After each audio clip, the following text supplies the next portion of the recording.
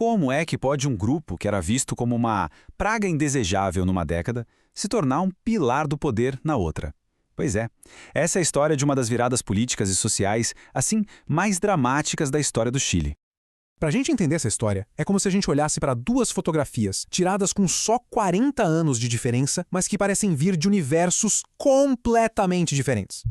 Então, de um lado, lá nos anos 30, a elite viu os judeus como uma praga. 40 anos depois, um general judeu faz parte do círculo mais fechado do poder. A pergunta é inevitável: o que foi que aconteceu nesse meio tempo para causar uma reviravolta tão completa assim?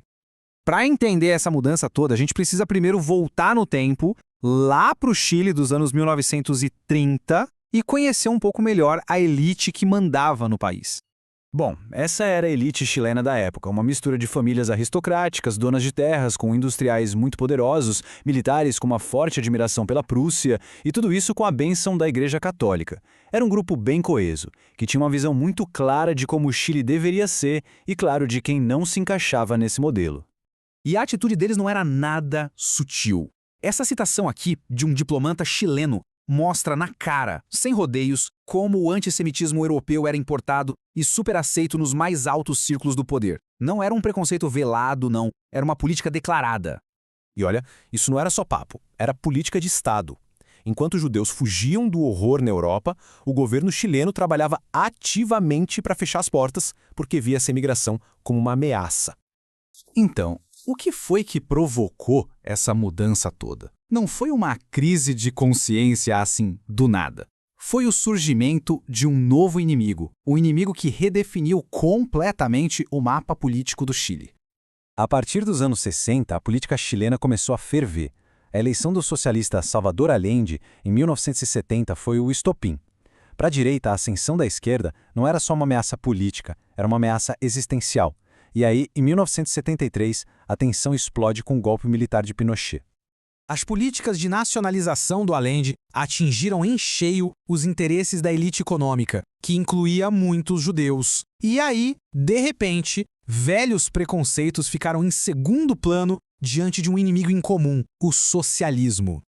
Mas a aliança que se formou ali, sob o regime de Pinochet, estava longe de ser simples. Na verdade, era um paradoxo, cheio de contradições. Uma parte importante da comunidade judaica, principalmente aqueles que tinham negócios ameaçados, recebeu muito bem o golpe militar. Eles viram o golpe como uma salvação do caos econômico e da instabilidade política do governo Allende.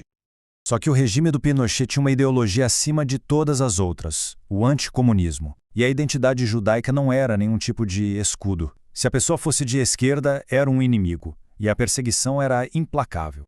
E ao mesmo tempo em que judeus de esquerda eram perseguidos, outros eram recebidos de braços abertos pelo regime, sabe? Ocupando cargos de ministros, se tornando figuras importantes do novo Estado autoritário. É uma contradição que define essa época. Então, qual é a resposta final para esse quebra-cabeça? Foi um despertar moral genuíno por parte da direita? A conclusão é bem clara. Não se tratou de uma mudança de coração, mas de pura estratégia. O inimigo em comum se mostrou uma força unificadora muito mais poderosa do que qualquer preconceito antigo. A conveniência política, no fim das contas, superou o fanatismo. Existe até um conceito que ajuda a gente a entender essa dinâmica perfeitamente: o alossemitismo. A ideia é que os judeus nunca deixaram de ser vistos como diferentes. O que mudou foi se essa diferença era considerada útil ou ameaçadora para a agenda da direita em um determinado momento. E isso tudo nos deixa com uma pergunta bem incômoda, que vai muito além do Chile. Será que os preconceitos realmente desaparecem? Ou eles só ficam ali adormecidos, esperando o momento certo para se tornarem úteis de novo? Fica aí a reflexão.